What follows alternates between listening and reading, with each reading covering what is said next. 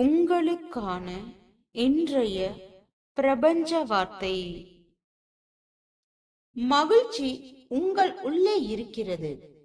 ஒரு துயரத்தை அடைந்த உடனே உங்கள் மனம் வேறொரு துயரத்தை தேடிச் செல்ல ஆரம்பித்துவிடும். வேறு ஒரு துயரம் தன்னிடம் வர ஏற்பாடு செய்யும். பழகிவிட்ட துயரத்தை போக்கும் வழியை உங்களுக்கு வெளியில் தேடாதீர்கள். அது உங்களுக்குள் தான் உள்ளது. துயரத்திற்கு எதிர்வினை மகிழ்ச்சி.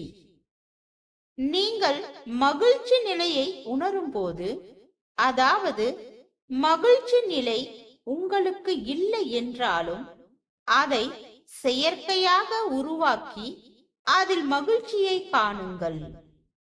மகிழ்ச்சிக்கான வழி என்னவென்று தேடுங்கள். நீங்கள் ஒரு சில தினங்கள் மகிழ்ச்சியை அடைந்துவிட்டால் அது சுழற்சியின் முறையில் உங்கள் வாழ்நாள் முழுவதுமாக மாறிவிடும். மகிழ்ச்சி நிபந்தனையற்ற நிலையில்தான் ஏற்படும். மகிழ்ச்சிக்கு நிபந்தனைகள் கிடையாது.